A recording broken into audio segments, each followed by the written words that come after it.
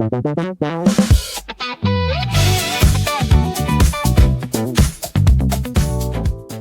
you probably celebrate holidays every year, right? Yeah, definitely. But have you ever realized that your celebrations actually have this secret physical rhythm to them? Right, like a hidden beat. Exactly. Yeah. Like that a simple birthday party literally changes how words physically move inside your mouth. It really is a fascinating psychological shift because when we step out of our normal routine, and into a moment of festivity, the actual mechanics of how we breathe completely transform. Yeah. How we stress syllables and the shorthand we use with our families, it all completely changes. Well, welcome to the deep dive, everyone. We are jumping straight into a really fascinating stack of sources today to explore exactly that. We really are. And we are taking it extra slow today so we can really appreciate the language. We're looking at a totally unique mix of materials. We've got English language learning guides, vocabulary lists, everyday conversational dialogues. Yeah, and even some educational newsletters about the science of reading, right? Right. And on the surface, those might sound like, I don't know, very different types of Well, documents. absolutely. They seem unrelated at first. But when you layer them on top of each other, this very clear, singular mission emerges. We are exploring how the English language structures our experience of joy. Joy and holidays and just human connection in general. Yeah. This is a deep dive into not just what we celebrate, but the precise linguistic mechanics, The nuts and bolts. Exactly. The rhythms and the basic words we use to express those traditions. Because language isn't just a tool we use to describe a party after it happens. Right, it's not just a recap. No. The language is the invisible architecture that actually builds the joy we are experiencing in real time. I love that phrase, invisible architecture. And to understand how that works, we have to start at the absolute foundation. Let's do it. So one of the language guide sources makes a brilliant distinction right out of the gate. For native speakers, this difference is, it's often entirely subconscious. We don't even think about it. Right. But for an English learner, it is a vital concept to grasp. There is a fundamental difference between a holiday and a celebration. Which, I mean, those words feel like synonyms to most people. They do, but the guide is very strict about separating them. A holiday is simply the day of rest. Okay. It is the literal date on the calendar. So Christmas, Eid, a birthday, New Year's Day. Just the official marker that the office or the school is closed? Exactly. The holiday is just the container. It is the pause in the normal, mundane flow of time, but the celebration. That's the fun part. Yeah, that is the activity. That is how you actually spend your energy on that specific day. So it's the party, the family dinner, Yeah, the fireworks in the sky. you got it. So a holiday is basically like a blank calendar square. That's a great way to put it. It's just an empty box with a number on it. But the celebration is the colorful ink we use to fill it in. I really like that analogy. And Yeah. think about the cognitive mechanism behind why we need both of those things. Human beings require a way to separate ritual time from ordinary time. Because if every day is just a Tuesday, time just blurs together. We'd go crazy. We really would. So we invent the blank calendar square of the holiday to create a boundary. And then, as we see across all these different cultures outlined in our sources, every culture pairs that universal calendar square with highly specific celebration vocabulary. They use their own unique colorful ink. Exactly. And it's so fun to look at how that ink changes depending on where you are. Like in the United States, Thanksgiving is the holiday. That's the blank square in November. Right. But it is celebrated with very specific ink. Vocabulary revolving around turkey, family recipes, and, expressions of gratitude. And then in India, you have Diwali. Oh, the Festival of Lights. Yes. The celebration involves entirely different ink there. Lighting small lamps, exchanging specific types of sweets, honoring new beginnings. Or for Chinese New Year, the celebration involves vocabulary around giving red envelopes filled with money. Which is such a great tradition. It really is. Yeah. And watching dragon dances in the streets. Or down in Mexico, the Day of the Dead is celebrated by decorating altars. And visiting cemeteries to remember loved ones. Yeah. And then you have New Year's Eve, which is celebrated globally. Oh, right. Everyone shares the same blank calendar square for that one. But the ink is fiercely regional. You have midnight fireworks, the universal counting down of the last 10 seconds, singing Auld Lang Syne in the UK. Oh, and my favorite example from the sources. The Greek tradition. Yes. The Greek tradition of hiding a lucky coin inside a special cake or bread. I like that one. Imagine the specific vocabulary required just to explain that one ritual to a child. Oh, wow. Yeah. You have to explain the baking, the hiding, The concept of luck. right, and the anticipation of who gets the specific slice. But despite all that incredibly diverse ink, from dragon dances to lucky coins to altars, the underlying emotional vocabulary connecting them all is identical. Wait, really? Identical. Yeah. Across all these language guides, the core translated words are always the same. Words like gathering, reunion, Oh, wow. joy, gratitude. That is so cool. Naming a ritual tells the brain to stop worrying about the electric bill and start focusing on connection. It's like a shared human experience translated into different regional dialects of joy. Exactly. And to truly understand this, especially for someone learning the language from scratch, you have to break these big, overwhelming concepts down. You have to literally hear the words beat by beat. Let's actually take this extra slow. Please do. Take the word celebration. Let's break it down into syllables. Celebration. 4 beats. Celebration. Yeah. You have to speak it slowly, syllable by syllable, to really understand its shape. Taking it slow and breaking it into manageable pieces is a foundational technique in language acquisition. You have to visualize the invisible rhythm of the word before you can use it in a crowded, noisy room.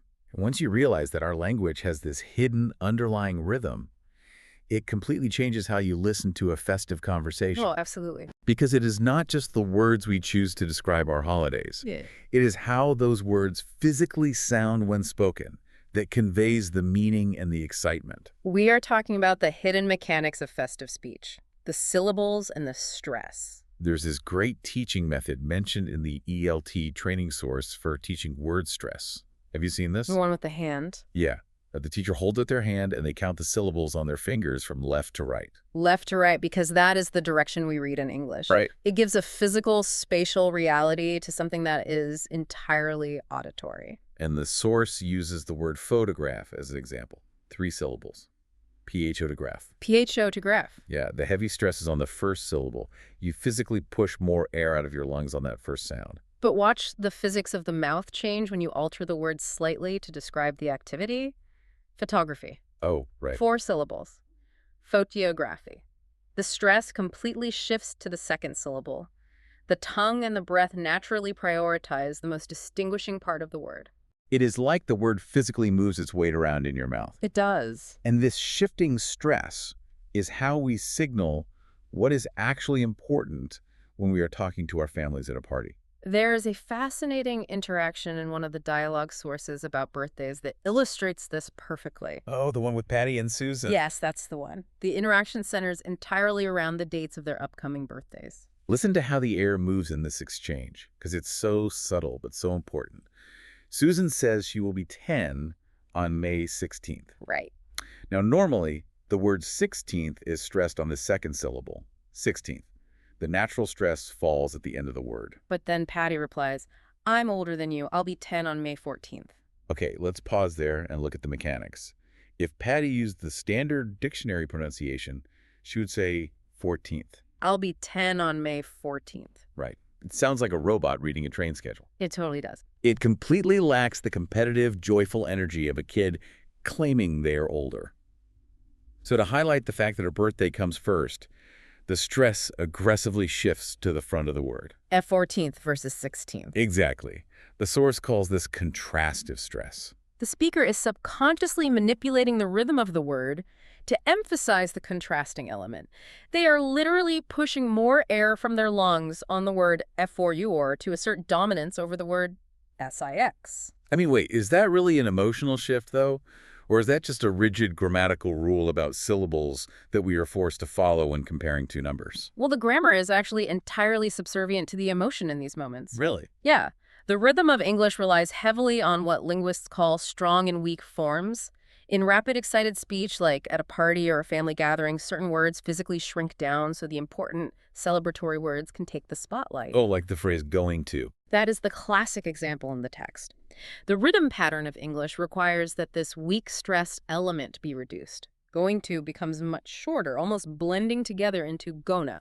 Gonna. Right. So that the destination or the event gets all the acoustic energy. I'm going to go to New York. New York is the star. The grammar just gets out of the way of the excitement. Exactly. The stressed syllables are carrying all the vital celebratory information. The rhythm is literally serving up the joy on a silver platter. Which is why mastering that rhythm is so crucial for comprehension.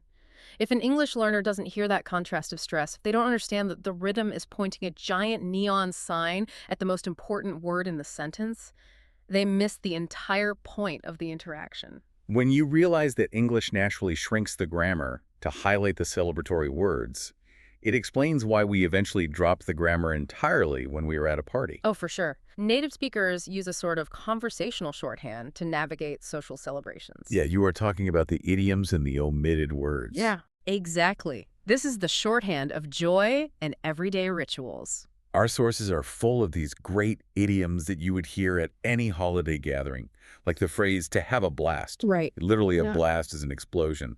But in the context of a celebration, it means to have a lot of fun or excitement. Or the universal alert signal, someone walking into a crowded room and shouting, "Guess what?" Imagine you are at a loud family dinner, and your aunt walks in and yells, "Guess what?" The source perfectly translates the underlying meaning of that phrase as, I have something important to tell you. It instantly commands the room without needing a microphone. It really does. And there is a highly specific, culturally ingrained script we follow when we hear those alerts. In the dialogue source about weddings, a character named Bonnie says, "Guess what? Paul and Susan are engaged." Best news ever. Right. And later in the same conversation, she mentions they haven't set a date yet. Set a date, meaning deciding on the specific day the blank calendar square will be filled in. Yeah. And the culturally correct response to all of this news is one very specific packaged sentiment. Congratulations. Which simply means, I am happy for you. But why use that specific long word? Why not just say, I am experiencing happiness on your behalf? Because big emotions are overwhelming. The ritualized word provides a safe, universally understood vessel for the emotion. It is used for weddings, graduations, any good news. It acts as an auditory handshake. I love that. It proves you understand the social dynamics of the moment and that you belong to the culture of the celebration. If you know the moves, you are in the club.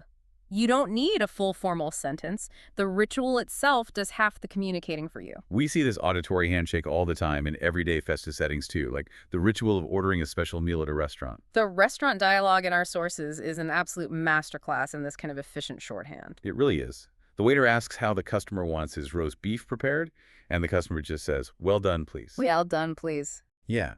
Then the waiter asks about drinks, and the response is, just water. Notice what is completely missing from those interactions. The subject and the verb. Yep. They are entirely omitted. Because the context of the ritual supplies the missing information. A full, grammatically correct sentence would be, I will just have water to drink. But in the established rhythm of a restaurant ritual, providing the full sentence is actually clumsy. You only supply the new information, just water. It is incredibly efficient. And speaking of the specific words we choose in those settings, the source points out a really subtle quirk about how we talk about festive food and drink. Oh, this is fascinating. We don't say we are going to eat tomato soup or drink coffee. We substitute those biological terms with the verb have. I'll have tomato soup. I'll have coffee. It is such a tiny detail, but it changes the entire emotional framing. Eating and drinking are biological imperatives. You eat for survival, but you have a coffee with a friend. Having implies an experience. It elevates the consumption of calories into a social bonding ritual. And all of this nuance, the shifting stresses, the auditory handshakes, the difference between eating and having it leads us to a really critical question. Which is?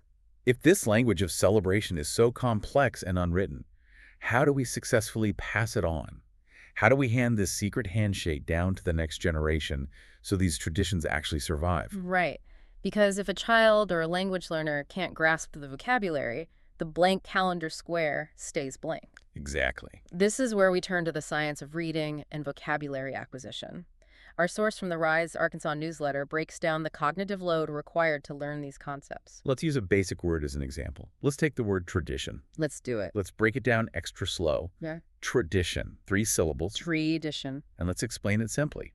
Tradition is just something we do every year, a custom or belief passed from one generation to another. To truly learn a word with that much cultural weight, the science says a learner needs to hear it, understand its basic meaning, and play with it multiple times. They have to experience it in context without being overwhelmed by the surrounding grammar. The newsletter has a brilliant example of why simple vocabulary matters so much for comprehension.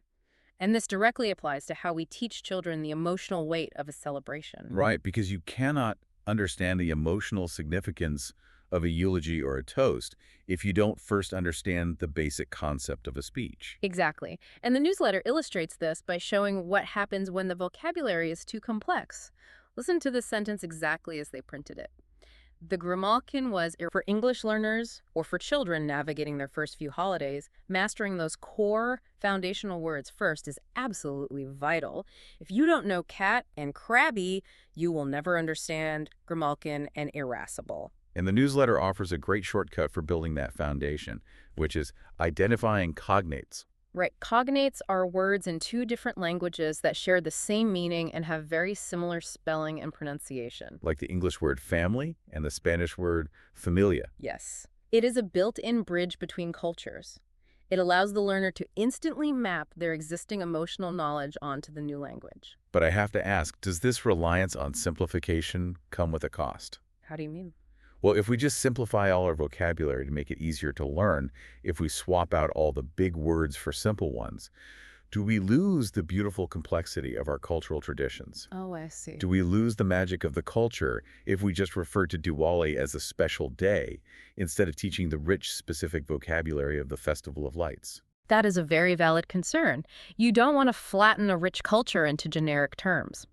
But the science of learning suggests that simplifying the initial definition isn't the end goal. It is just the gateway. The gateway. Okay, walk me through how that works in practice. Before you can understand the deep cultural significance of a specific holiday, you first have to own the basic concept. Right.